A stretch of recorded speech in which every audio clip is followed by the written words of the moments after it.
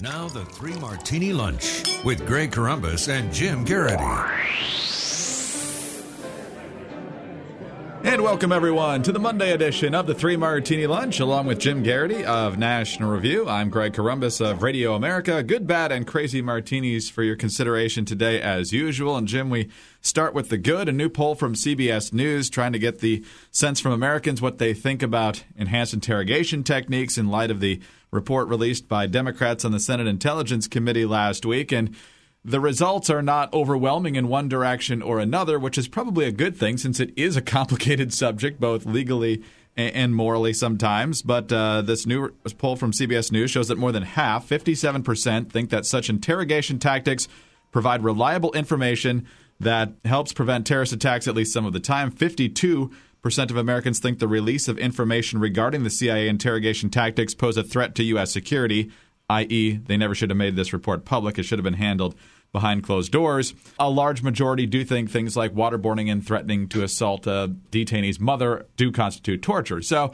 it is a complicated subject, but Americans do see the national security benefit here, especially when they see the CIA director saying this did give us information and it did keep us safe. Yeah, I mean, here's the thing. You can be morally divided about the actions taken by the CIA and by the United States after 9/11, and still have a lot of problems with the Senate report and the way it was done. Obviously, completely deciding to shut out the entire Republicans on the committee.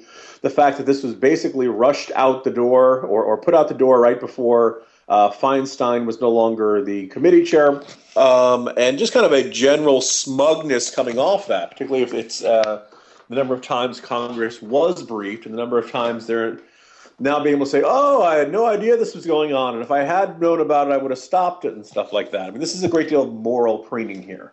I think my colleague Jonah Goldberg put it pretty well when he says, I believe torture is always wrong, but I also think reality gets a vote, which is to say that what is your purpose of torture? We always talk about the ticking bomb scenario, and people who vehemently oppose torture, even John McCain would say, well, actually, in a ticking bomb scenario, that's different.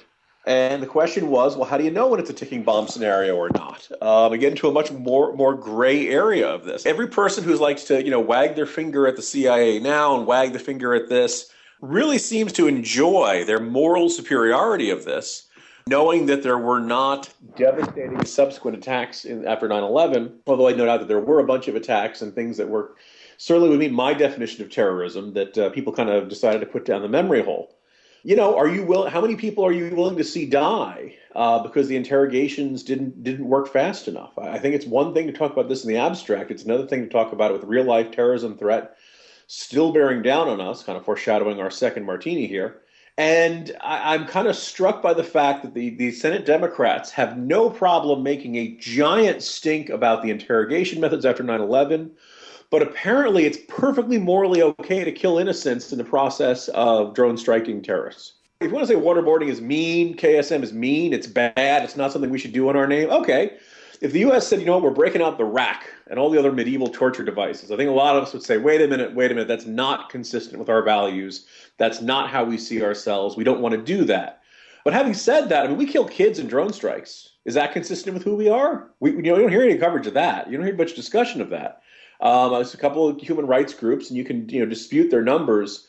They're putting the number of children killed in drone strikes up at around 400 or so. Let's say they're overestimating that by a factor of 2. That's still 200 dead children, okay? So given a choice between 200 dead children versus waterboarding KSM, I know which one I find morally objectionable. I just don't understand why Senate Democrats and the media don't see things the same way. And I'm kind of glad that this polling result indicates a good portion of the public is just not buying into this narrative. Well, there certainly is still the threat in the world, as you mentioned. It does foreshadow our second martini. And, of course, terrorist attacks on American soil are the ones that shock our conscience most because we're Americans. But in the wake of 9/11, we were very much horrified by the Spanish train bombings, by the London bombings on the 7/7 date in 2005, and other events that have just really shaken Western civilization to the core. And one of our great allies in this fight over the past decade and a half has been the Australians. They've had their own drama play out over the past day or so. And just as we're starting to record this, it looks like the police have stormed this cafe in Sydney, where this man has been holding customers hostage for the better part of a day. We don't know exactly what the result of that storming of the cafe has been. Until that point, we don't think there were any casualties inside. There were a few hostages that were able to escape. Police did identify the man behind the siege as an Iranian cleric named Man Haran Monis. I don't know if that's exactly how you pronounce it, but so once again, we kind of know the derivative of the terrorism that's going on here, Jim, and we'll see how it exactly unfolds. But it's, once again, a stark reminder that not only is terrorism alive and well in the Middle East, it's not confined to the Middle East. By the way, as we're speaking, I am seeing some media reports saying, quote, the gunman is down, unquote.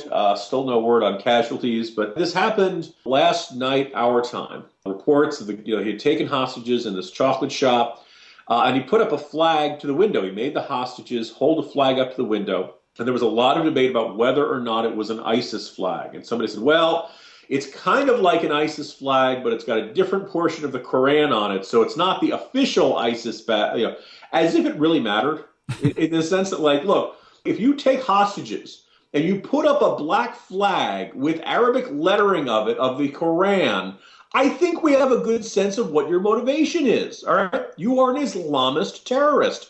You're not doing this because you think those colors are neat, okay? You're not doing this because you're really upset about the prices of chocolate in the store. This is Islamist terrorism, and there are people who are absolutely adamant that they not look at it that way. The next immediate reaction was, heaven forbid this lead to anti-Muslim violence, when there is actual anti-non-Muslim violence going on in Sydney. It appears things are going okay. We're now getting reports of 3 or 4 people injured. Well, obviously, look, by the time this podcast airs, we're going to know a great deal more about this. But the knee-jerk refusal to acknowledge that this would be Islamist terrorism is another frustrating aspect of our thinking in this. It's a refusal to address reality as it is in this world. Again, we'll be following that, and it could very well end up being a martini tomorrow or later in the week. On to the crazy one now, Jim, and it was just a number of days ago we were talking about how folks protesting the grand jury decisions in Staten Island and Ferguson, probably not your best tactic to lie down in the middle of major thoroughfares during rush hour to get people over to your side of the debate. And apparently we've got another example of this time not in the United States. This report from the New York Times. President Ollanta Humala of Peru criticized the environmental group Greenpeace on Saturday for not respecting his country's archaeological heritage, as authorities said they intended to seek criminal charges against several activists who damaged the fragile desert around the Nazca Lines. Greenpeace stirred up a storm of controversy in Peru last week after a group of about 12 activists on Monday entered a protected area around the famous lines to place a sign promoting renewable energy on the ground. The Nazca Lines were created over 1,000 years ago and include enormous figures of birds, mammals, and geometric shapes etched into the earth. And basically, it's kind of a dusty dirt type area, and with all these activists trudging in there, it's going to mess up these remarkable etchings that have been in the dirt for a millennium. But Jim, here we go. Let's protect the environment by trashing a pristine part of the environment that's been that way for 1,000 years. Greg, this grabbed me like few stories have. And I'll say, look, first of all, I know a lot of people wanted to forget Indiana Jones and the Kingdom of the Crystal Skull, the 4th movie, but this was in there, right? He talks about there are these giant etchings on the ground that are not visible from the ground, but they're drawn to be really amazing to somebody high above. Of course, they didn't have the capacity for flight back then, or did they? But it's one of the great, fascinating archaeological treasures and mysteries of the modern era and of this region. And these numbskulls at Greenpeace trudge all over it because they want to put this day-glow neon yellow sign saying, save the environment. You idiots are destroying the environment. And this is just the most smug, arrogant, self-destructive action in a long history by an organization that puts publicity and their own egos above the actual stated objectives. It's absolutely frustrating. Greenpeace, I hate these guys. The Nazca Lines belong in a museum. And frankly, it's too bad the Javitos don't know Greenpeace the way we do.